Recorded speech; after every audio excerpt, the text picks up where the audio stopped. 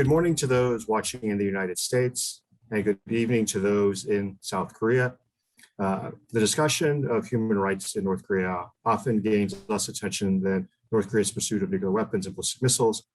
But in addition to the human rights violations documented in the UN Commission of Inquiry, there are unique challenges that women face and also potential opportunities to engage North Korea on improving the rights of women. We are glad today to have Sarah Kim and Leif Erik Easley with us to discuss their new work on women's rights in North Korea.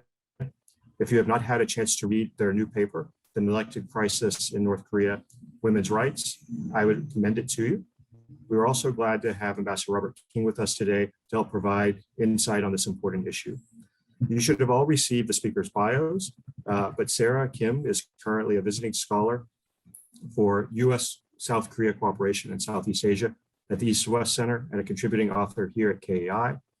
Leif is an associate professor of international studies at Ewha Women's University in Seoul, while Ambassador King previously served as special envoy for North Korean human rights during the Obama administration.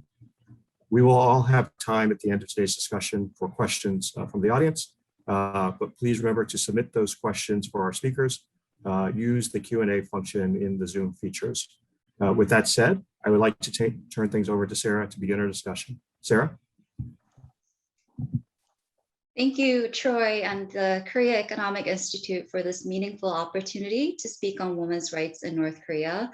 I would also like to extend my gratitude to Professor Easley for helping me get interested in this topic, and of course, Ambassador King for his valuable time in commenting on our essay. North Korean human rights, including women's rights, is a very heavy issue for anyone to address. What Professor Easley and I wanted to do by drafting this short essay was to bring more attention to this topic by presenting a general overview, as well as by providing an insight into how important it is to engage with women when thinking about transforming the closed society of North Korea. So we hope that the audience will find the session informative, especially in light of Women's Equality Day coming up tomorrow on the 26th. So I will go right into our research. And our research is based on the compounds of data that we identified and analyzed. And according to our research, North Korean women are vulnerable to pressing challenges and violations of their rights in their daily lives, but they're also important agents of change in terms of contributing to an increasing market activity within North Korea. So I'll first review some of the challenges that North Korean women face, and then go on to talk about how they actually contribute to the North Korean economy. And in terms of the data and statistics that we referenced in our essay, we used a lot of defector interviews and NGO-based reports that are available. There are just so many challenges and crises that women face in North Korea, but some of them include malnutrition, access to basic healthcare, and according to the UN Office for Coordination of Humanitarian Affairs, around 8.7 million North Koreans lack access to basic healthcare. And although NGOs do try to address these concerns, their efforts are often limited because of sanctions, funding issues, and also politics. And without this necessary healthcare system, North Korea is more vulnerable to pandemics, including the current COVID pandemic. And it ranks 193rd out of 195 countries, according to the Global Health Security Index. Another problem that they face is lack of sex education, which affects how North Korean men and women fundamentally conceptualize reproduction and menstruation from an early age. And they also lack access to basic sanitary needs and contraceptives. And women often make makeshift menstrual pads out of whatever they could find. And there's even a poll that suggests that 80% of North Korean women find sanitary conditions highly inadequate. Another problem is that women feel ashamed of seeking medical and legal support following acts of sexual violence. And there was a striking statistic saying that around a third of the first sexual experience for a lot of these women is actually forced. Marital rape is also another concern, but it's actually not recognized as a crime. And there's a lot of exploitation that goes on in detention facilities and political prison camps that include forced labor, torture, lack of food. And a lot of UN reports and defector interviews also cite accounts of numerous forced abortions and infanticide. Women also fall victim to sexual trafficking, get involved in prostitution rings, as well as bride trafficking. So from around 30 to 50,000 North Korean refugees in China, it's reported that around 70% of them are women. And once they do have children, it further complicates their situation because it makes it more difficult for them to leave them behind. And another big problem is that there's few legal repercussions for perpetrators. And even with the law on sex equality within North Korea, this is a bit different in that women are held to a different standard of performing primary duties to the state as mothers and wives. And this ideological enforcement was also reiterated within during the Women's Union Conference that happened with Kim Jong-Un in June this year as well. And last but not least, this doesn't really come as a surprise, but North Korea also significantly lacks female representation in the country's decision-making bodies, which includes the Central Committee of the Workers' Party, the Politburo, and the Cabinet. And it ranks 126th globally in terms of the percentage of women in national parliaments. And after all of these dark statistics, another part of our research was highlighting their important role as economic agents in driving grassroots commerce and also engaging with the external environment as throughout cross-border trade. And just in terms of mobility, women are often more mobile than men in North Korea, as they're less tied to state-centered duties. So it's often difficult to gain, accurate statistics, but just looking at the proportion of female defectors in South Korea, it rose from 12.2% in 1998 to 80.7% by 2019. So cumulatively making up around 72% of North Korean defectors within South Korea. And a big part of their activity is within the informal markets or 장마당. And there's research saying that informal commerce actually makes up more than 70% of the household income for North Korean families. And also research saying that women are 50% more likely to be retail sellers than men. And it was released in 2020, but within a report by KINU, the Korean Institute for National Unification, also stated that the wives' income these days is believed to exceed the husband's income because of these 장마당 activities. And just to put it in the current perspective, there was a report saying 장마당 markets were seen to be still active despite the coronavirus pandemic. In addition to informal markets, there's cross-border trade, and women also work abroad in China, and sometimes they're given actual permits by governments lasting from around 3 months. And a lot of them do work in different areas such as Yanbian, in factories as well as in restaurants, and they send remittances back to their families in the north. But I also want to highlight that this is also an area of concern by the United Nations because there is heavy surveillance by the government over these contract laborers, and it's reported that 70 to 90% of overseas wages for them are withheld by the government. So this is of grave concern. And once these permits expire, a lot of women also turn into legal migrants or legal economic migrants, as the Chinese government calls them. And then they get susceptible to forced repatriation or refoulement by the Chinese government. And also, to put that in the current perspective, according to the Human Rights Watch, it's believed that the Chinese government is holding at least 1170 North Koreans in detention. And a lot of these are women. And also recently, China was found to have repatriated around 50 North Korean escapees. So this is an ongoing problem that must be addressed. In terms of what can be done, and I believe that we'll be discussing this more in detail later with Dr. Easley and of course, Ambassador King. But just to point out a couple of things that I or Professor Aisley and I have found important is first and foremost keeping these discussions alive and moving. So this is exactly what our essay aimed to do by highlighting all of these statistics in a shorter version as an informational sheet, and to advocate for better transparency in delivering humanitarian assistance, such as food and medicines. And a lot of NGOs have been working on ground to address these concerns, and even establishing entrepreneurship workshops on and offline. But because travel to North Korea is so limited, it's difficult for us, and we often have to rely on information that are provided by these NGOs or self-reports by North Korea, which might not be as accurate. And due to COVID-19, there has also been a significant reduction in the diplomatic presence within North Korea.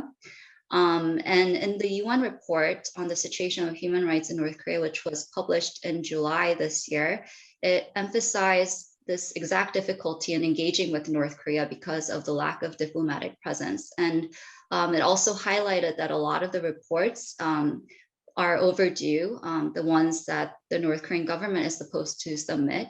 And this also includes one for CEDAW, or Convention on the Elimination on All Forms of Discrimination Against Women, which North Korea has been a signatory to as of 2001. And in addition, despite the landmark 2014 UN Commission of Inquiry report on North Korean human rights abuses, which called the violations crimes against humanity, we still have not been able to refer North Korea to the International Criminal Court.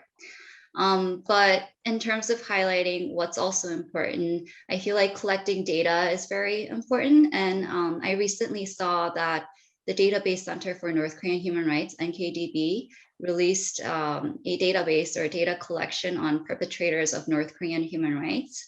But another problem that comes with that is that oftentimes governments are managing these collected data, and there's some sort of degree in security clearance issues. So although we do have some open source data available through NKDB or Bank of Korea, it becomes difficult when trying to access all of these data. I know a lot of organizations are also doing advocacy work in terms of developing educational programs, trying to raise awareness on women's rights and human rights in general for the foreign audience, including those in South Korea. And this all kind of highlights the power of information. And some organizations even try to send information directly into North Korea through radio broadcasts.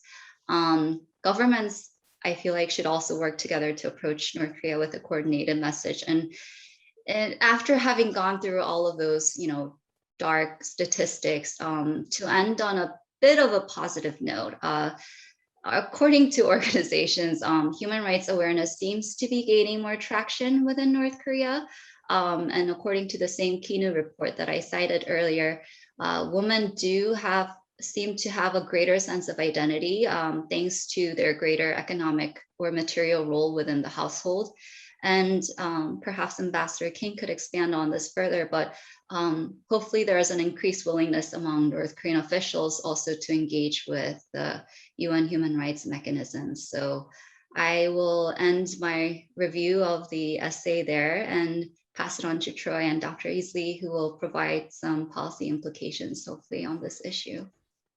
Well, thank you, Sarah, and thank you for helping to let us know sort of about what some of the challenges are in North Korea. Leif, the floor is yours. Thank you so much, Troy. It's always a pleasure to do a program with you. I'm endlessly impressed with the work that Kathy, Mark, Kyle, and your entire KEI team produce to the benefit of our US Korea Studies community.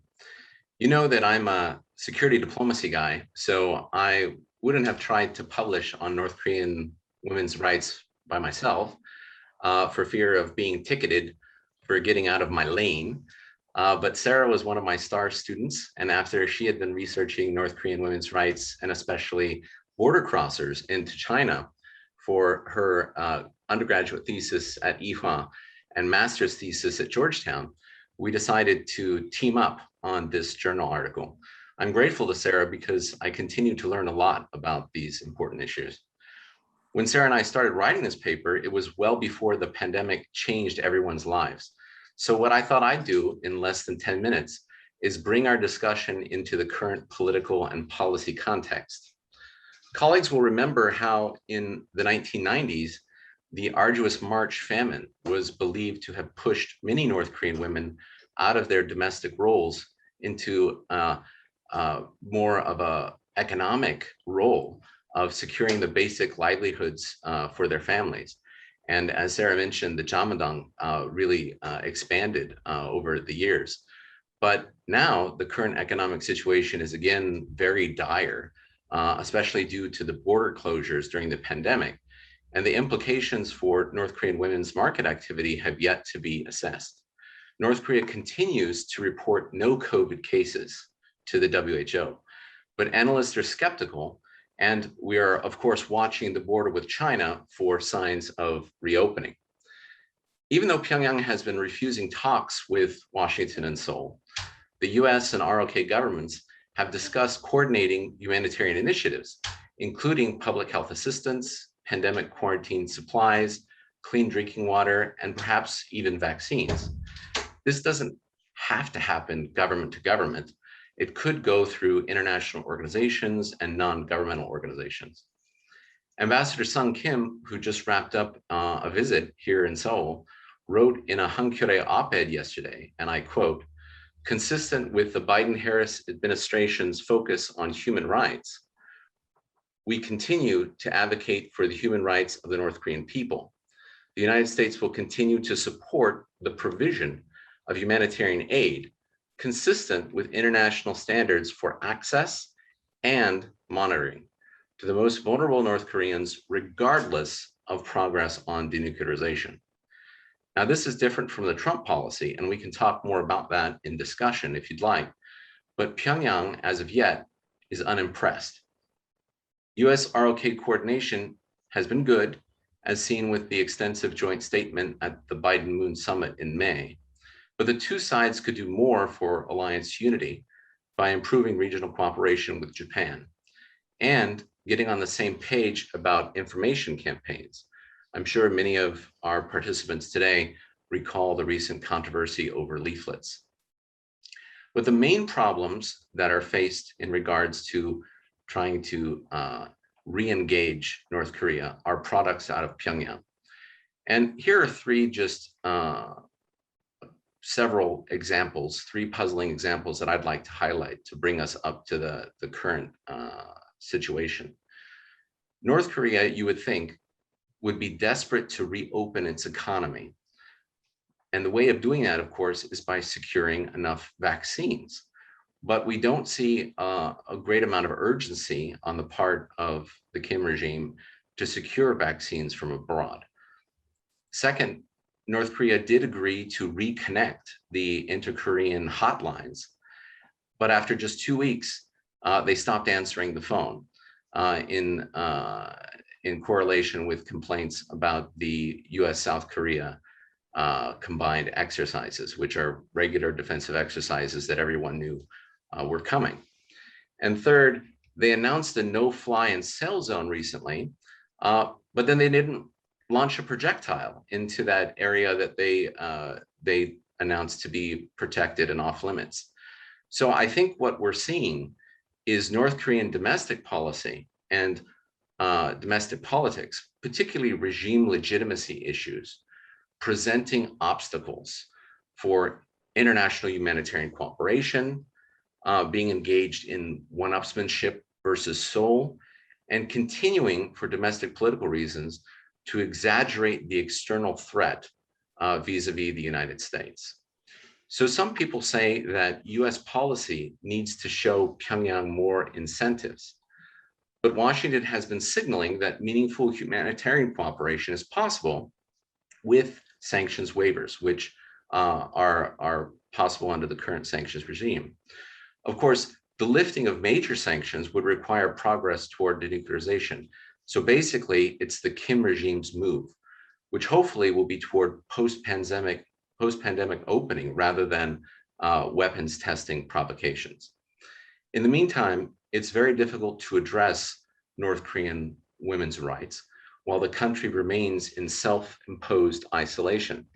So Sarah and I tried in a follow-up piece to our article in Ethics and International Affairs to suggest applications of new technologies for trying to understand the situation in North Korea and planning for future engagement. We published an analysis in NK News entitled Utilizing Artificial Intelligence to Improve Women's Rights in North Korea. And I'd like to highlight just three possible AI or machine learning applications to the study of North Korea relevant to women's and human rights. First, AI can help document atrocities by archiving and analyzing big data, including interviews with female defectors on adversities that they've faced. But it's necessary to carefully anonymize interview data and increase cybersecurity for defectors' private information. Second, AI can also be used in targeting humanitarian assistance where it's needed most. Data is patchy and often unreliable, but with machine learning tools, you can aggregate and analyze many economic indicators and even defector testimonies in big data databases. You can use satellite imagery of farming fields and variations in rice prices to estimate North Korea's agricultural production and hence needed food aid. And you can even look at social media posts along the China and North Korea border to try to infer cross-border movements once North Korea starts to reopen again after the pandemic that reflect patterns of supply and demand. And third, relief organizations could combine AI tracking capabilities with observable indicators on the ground to address some of the transparency issues regarding whether their aid has been delivered.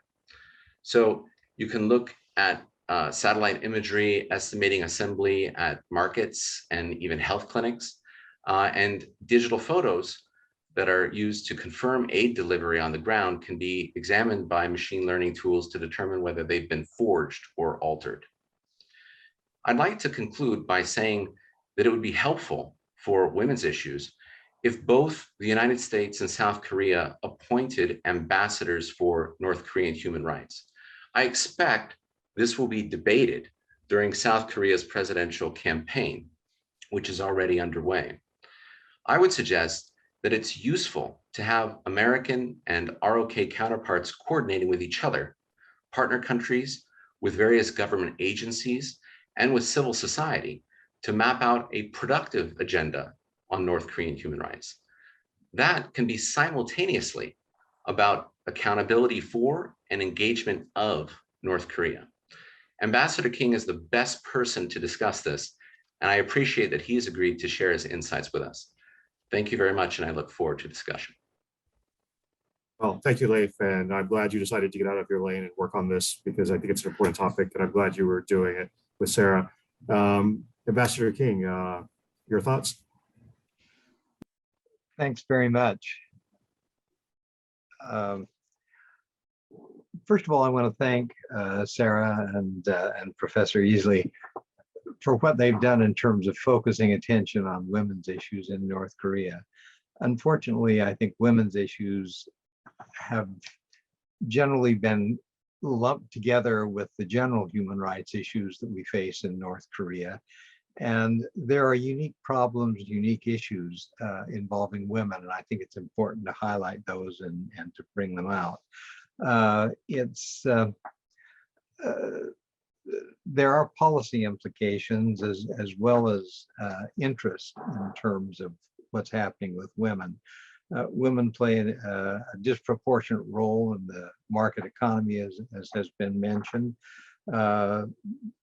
The defectors, over 70% of defectors who have left North Korea in the last 15 years are women. And that's a reflection of their greater economic flexibility and our entrepreneurial efforts. But it's been very interesting to see that it's women who are leaving North Korea in greater numbers than men. But I very strongly recommend the articles that we are discussing here, because I think it's an important issue that we need to deal with. One thing I want to also mention in this context is the UN office in Seoul, the High Commissioner for Human Rights office in Seoul. This was an office that was set up in the aftermath of the completion of the Commission of Inquiry report. And a small office was established there. The South Korean government was helpful at the time in terms of making arrangements for the office to be established. They have done an excellent job of putting together important information that has been funneled into the United Nations channels. It's been particularly helpful for the United Nations for the South Korean government to provide access to defectors so that the UN personnel in Seoul are able to interview recent arrivals from North Korea, be able to pull together information and that kind of thing.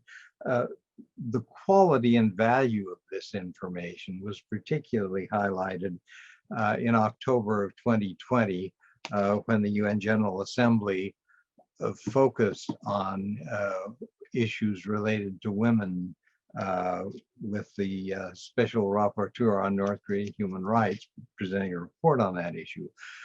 One of the most important aspects of that was the material that was provided by the Seoul office in a report which they put together detailing what has happened and what the conditions are for women who have left North Korea and what conditions were like in North Korea.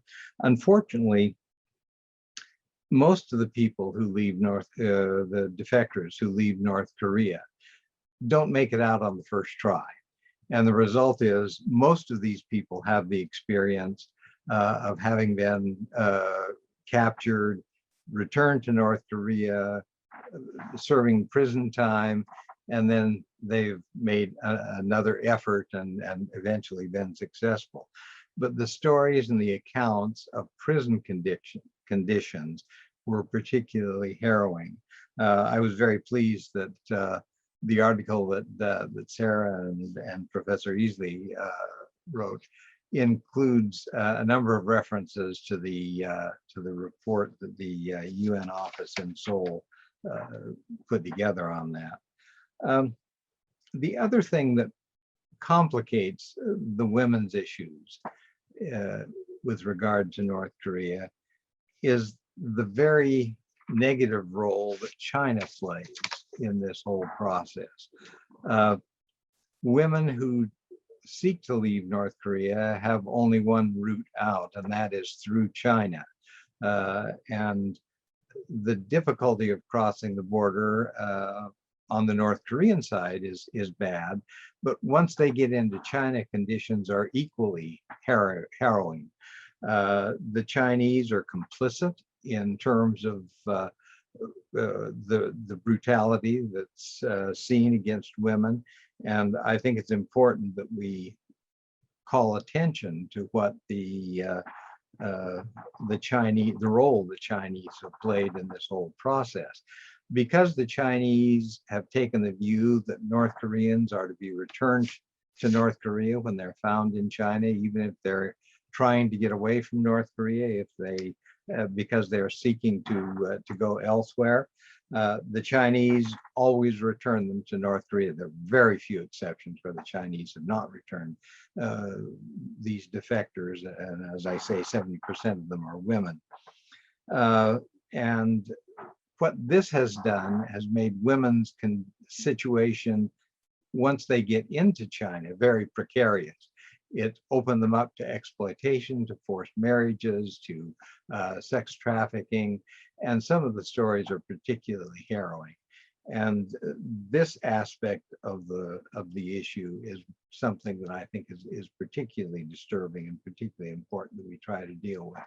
One of the interesting and useful bits of information that's been gathered are some of the reports that have been produced by Court Robinson, who's a demographic researcher at Johns Hopkins University, who's been able to do studies of women leaving North Korea, conditions in China, how many of them remain in China and for what length of time, and what conditions are like for children that are born of either sex trafficking or women who are in forced marriages in China. So these issues, I think, are an added complication that you don't normally have with in dealing with sex trafficking and women's issues in other countries. I was interested in the suggestion of using artificial intelligence as a way of providing opportunities to understand and monitor what's happening in terms of treatment of women. And I think it sounds like a very useful kind of thing. The one difficulty that I see is the cost of carrying out this kind of research and the difficulty of access to the information that will provide, that can be helpful. We certainly do a great deal of artificial intelligence looking at nuclear and military issues in North Korea. And it would hopefully be some way that we could also include some of these issues involving women and human rights and working out some way of accessing this information to be able to do it. But I think it would be a very useful kind of thing if we were able to increase the information that we have available. But again, let me say how much I appreciate the effort you've put into the reports that you've written and how helpful and important they are. Thanks very much, Troy, for having this discussion, because I think it's an important issue. Well, thank you, Ambassador King. And I'd like to now, try to move us to have a little bit of a discussion amongst ourselves on, some of these issues. And we've talked about the issue of, maybe using artificial intelligence, but I'd like to sort of maybe first start off talking about, are there sort of practical ways we can engage North Korea on this issue to maybe make a difference? One thing, and I'm just putting this out as an idea, it doesn't necessarily have to be the case, but, that you discuss in the paper is that, women often face the potential for sexual assault if they are arrested for a crime or being interrogated, because interrogations are done by men and not by women. Is maybe some type of practical area like this, maybe something that's not even perhaps too public facing, something where we could engage North Korea to where maybe they might take steps that would practically improve the conditions for women? Or are there other maybe areas, that you can think of that might be a good place to try and engage them on?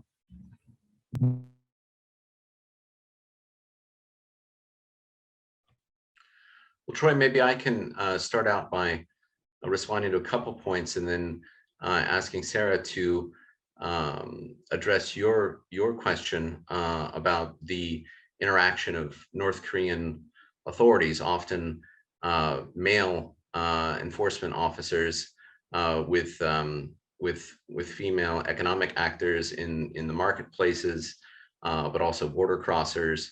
They have to deal with a lot of bribery and of course sexual harassment and even sexual assault. So perhaps Sarah can address that. I'd like to pick up on two threads that and Ambassador King, who shared so many insights with us. I wish we could devote another 30 minutes just to his remarks. But there are two threads in particular that I think I might be able to productively address in just a minute or two. One is, I think Sarah and I are very much in agreement about the point that China's role is crucial here.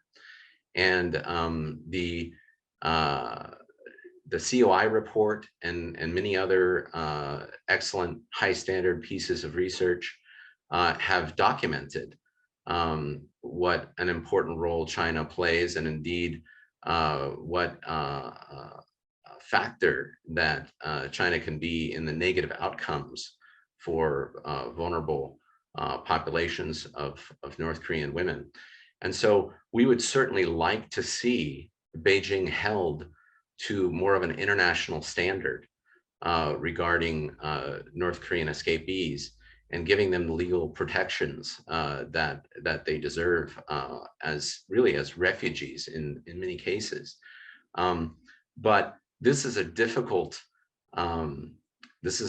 subject to approach with Beijing, especially when U.S.-China relations are so strained as they are now, and China sees any cooperation, even with the United Nations regarding North Korean refugees in China, to be a sensitive issue in their relationship with the DPRK, because the DPRK would see this as a potential matter of betrayal. So the PRC tends to deal with North Korean citizens in China, they say, according to Chinese law and bilateral agreements with Pyongyang. And I think if Ambassador King has a successor in Washington and a successor counterpart in Seoul in the coming months or coming year, I hope this would be an issue that they would try to address very diplomatically and try to find points of leverage on engaging China on this issue. Just very briefly on the application of AI. Of course, AI means many things and different things to different people. And in our piece for NK News, much of what we discussed were actually some machine learning tools, pretty straightforward, imagery analysis. But AI is becoming more and more capable. It's nowhere near the sci-fi films yet. But the beauty of it is that while the startup costs may be significant for tailoring algorithms and getting the tools in place, as Ambassador King has said, once you've got tailored AI solutions for these sorts of problems, they're actually very cost-effective ways of dealing with tremendous amounts of data. And there is a lot of data being generated regarding North Korea. It is of an uneven quality and often patchy, but I think there really is a lot of potential for applying new technological tools to questions of observing and learning about North Korea, and even helping to empower some of the important civil society and non-governmental actors in relation to North Korea, including North Korean women. Sarah, would you care to pick it up from there? Sure.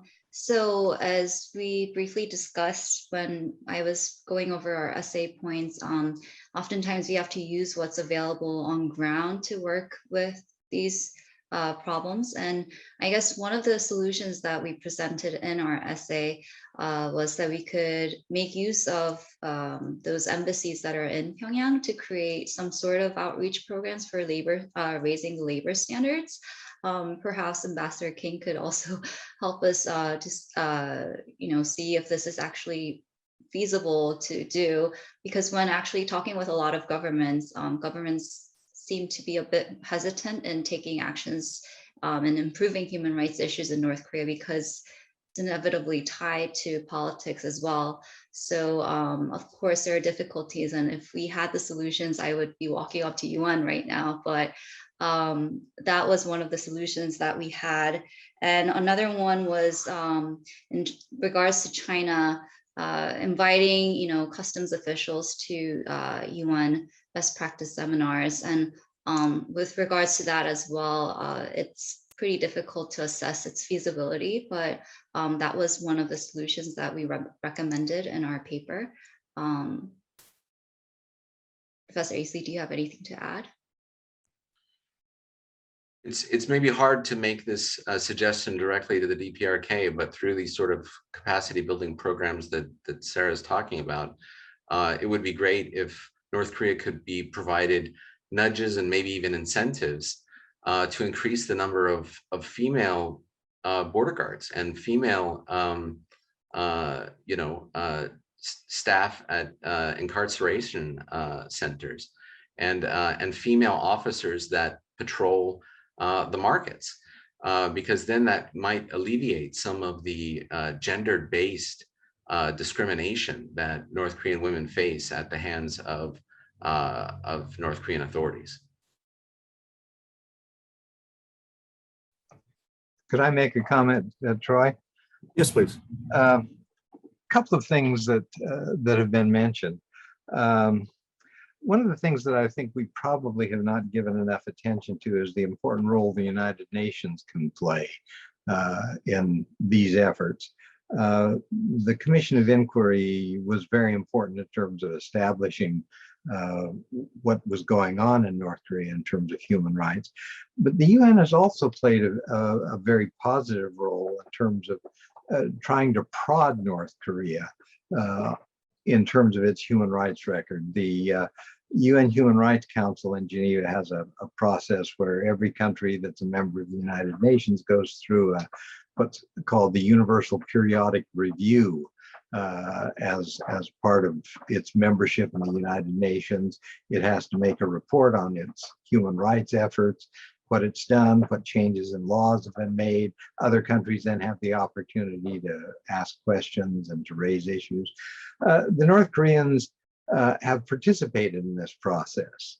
And it's been a useful thing to see the North Koreans there making the argument. They're focused on human rights and they're giving it attention. I think there's a correlation with some of the changes that have been made. The North Koreans are very careful about how far they're willing to go on human rights, but they've been willing to make some changes, for example, in treatment of persons with disabilities.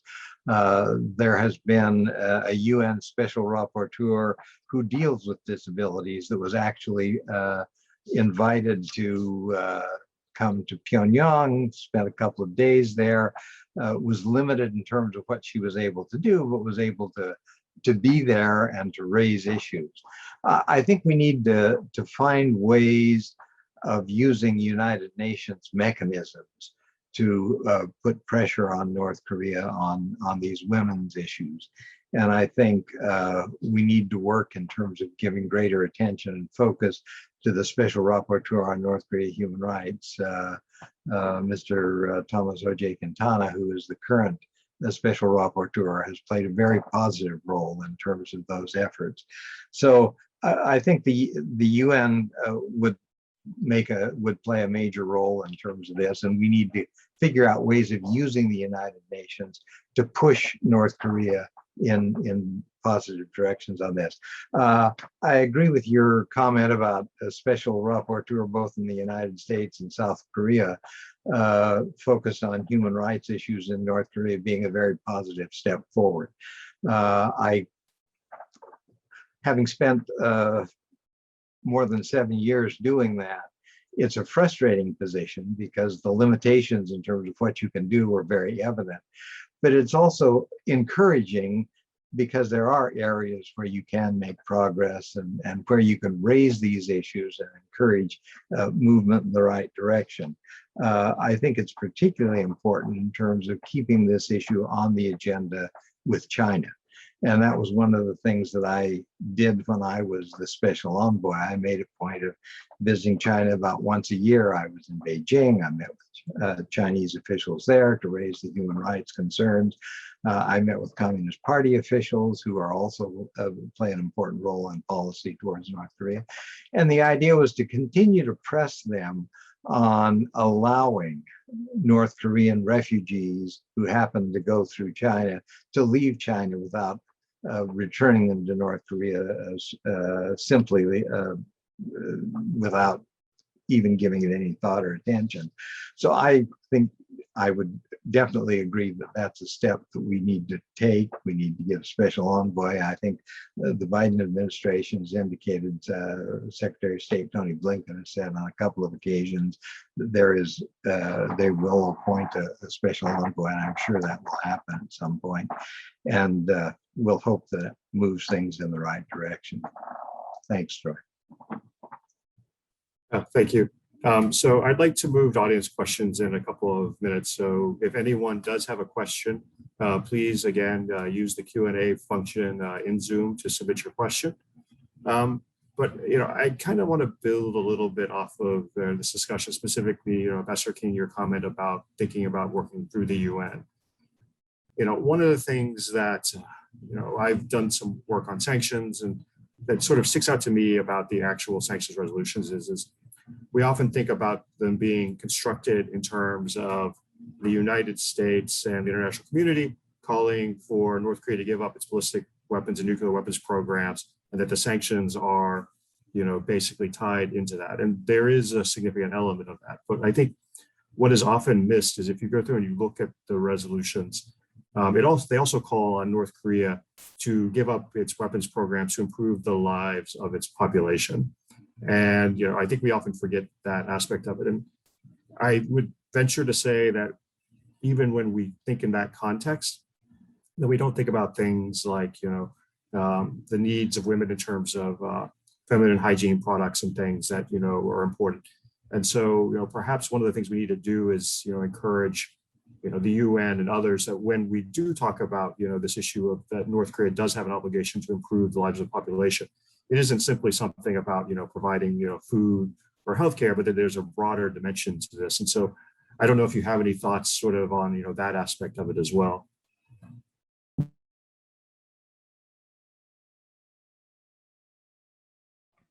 One of the things that please, Ambassador. No, go ahead. Well, I was going to pick up a couple of threads, and then while I speak before thinking, ask Sarah to speak after thinking about some of the issues that she's researched regarding feminine hygiene products and access for women's health.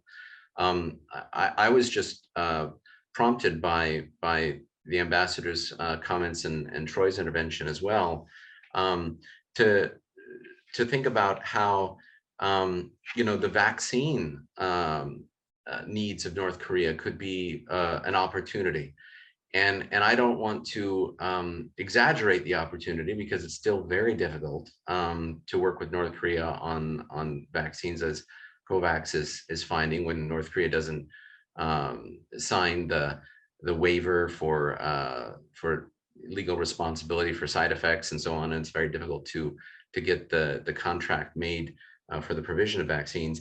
But as Ambassador King touched upon, UN organizations have been doing really important work, like UNICEF, in engaging with North Korea. And even though they don't have the staff on the ground that would be really, really helpful and useful to have right now, there are still efforts ongoing by UN organizations to have cooperation for distribution of vaccines, for example. So I think that the United States and South Korea are willing to help North Korea with vaccines, and if it's not politically palpable for North Korea to receive Pfizer shots from the United States or AstraZeneca jabs from South Korea, those provisions of aid can be made through international organizations and NGOs in order to be more politically palpable to the North. So I think there's opportunity there to not only restart humanitarian work, but also to reestablish lines of communication and dialogue with the DPRK as it begins to transition itself to a more post-pandemic mode. And it's going to need vaccines to do that. I would also just briefly mention my personal concern. I don't want to say that I'm speaking for Sarah on this, but my personal concern about the pattern of some political leaders in South Korea to kind of bury human rights issues for the benefit of prioritizing a political engagement with the North Korean regime. And I'm not a political leader. It's easy for an academic to say this, but I really wish that human rights and women's rights would remain high up on the agenda when other states and organizations are dealing with North Korea. Sure, it's going to lead to some tense moments and maybe some walkouts of meetings here and there again, but I think it's very important to stick to the values and interests that are at stake with women's rights and North Korean human rights. And there's ways of doing that even while engaging the Kim regime. And I think one example is to say, well, we have different means of assisting North Korea. South Korea has so many ideas. I mean, you can just listen to a speech by Unification Minister Ian Young for a whole menu of things that South Korea is willing to do with the North. And I don't think that South Korea should just help North Korea for free. There should be reciprocity. And one of the most basic things that there could be reciprocity on is separated families having access to their loved ones in North Korea before so many of these members of that generation leave us. You would hope that they would at least have the opportunity to engage in some of these video conference reunions that South Korea has been setting up the infrastructure for. So that was my intervention. Perhaps Sarah can pick up on the women's health and public health question.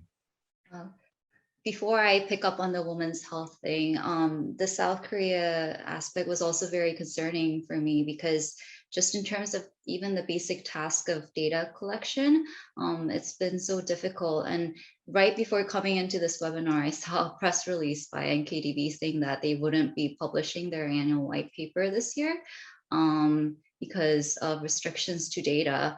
And even with the Human Rights Act in South Korea in 2016, we still haven't seen the Human Rights Foundation, being launched or anything. So all of these are pressing concerns for me. As for the health conditions part, I just feel like having medical supplies readily available for a woman is one of the most pressing tasks, because not only in terms of the makeshift menstrual pads, but I also learned that even for emergency contraceptives, people have to get them not through medical centers, but by getting them through markets. And just not having that basic access is so much. And even with sex education, not having that, it's just, I feel like a lot of that really contributes to the fundamental idea of women's rights. And those were some of the things that I wanted to highlight for both Dr. Easley and Troy's comments.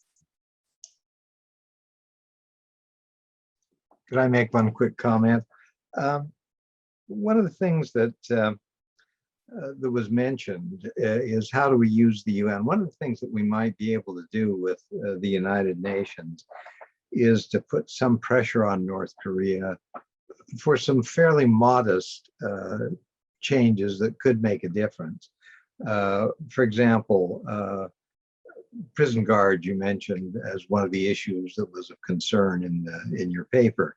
And I would think that putting some pressure on North Korea to have female guards with female prisoners would be one way of, putting some pressure on North Korea. It's the kind of thing that countries that participate in the Universal Periodic Review process and the Human Rights Council in Geneva could get together and say, this is an area where we ought to push on the North Koreans. And I think that would be a useful thing to do. I was in Geneva for the first Universal Periodic Review that was conducted by for North Korea. And the North Koreans made a point of having a very high-level delegation from Seoul. They had women as members of the delegation. There was a real effort to sort of follow the procedures. And I think there may be some ways that we might do this in terms of using UN mechanisms. And I think it's something we ought to look at. How do we get countries who are concerned about these issues to work together in some concerted effort? Because I think we could maybe make some progress. It's not going to be major differences, but it's going to make differences around the edge. And I think it would be worth doing. So I have a question from Ye-Sun Kim. Now that North Korea's border restrictions are even tighter with COVID-19, what specific implications could there be regarding women's Jongmadang domestic economic activities, especially since many women must have relied on migrating to and working in other countries prior to the pandemic?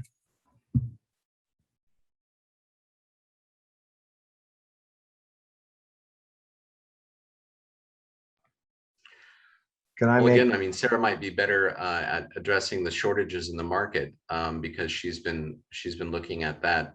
I think clearly the border region activity has been so heavily reduced because of the clampdown and the national lockdown implemented by DPRK authorities.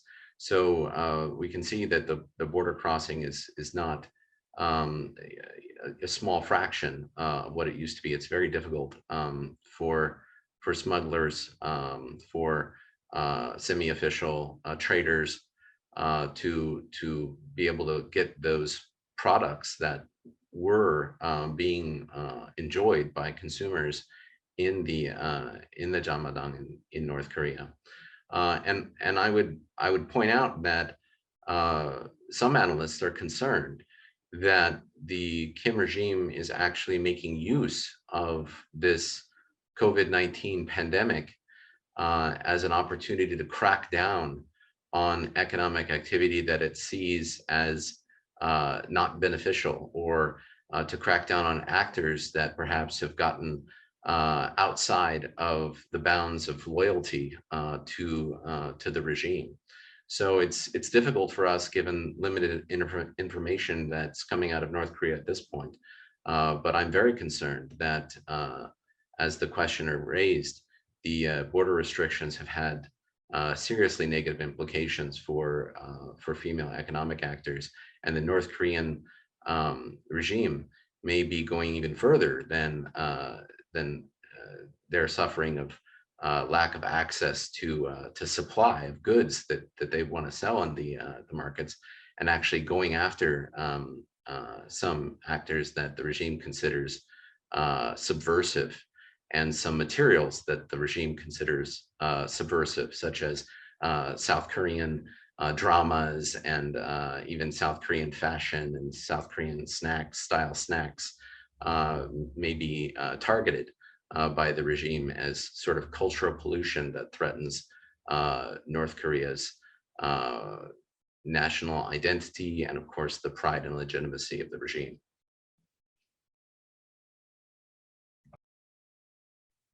Pastor King, was there something you wanted to add as well? Just a couple of comments on the difficulties in the market. I've seen the reports that Professor Easley mentioned about tightening on the markets by the regime.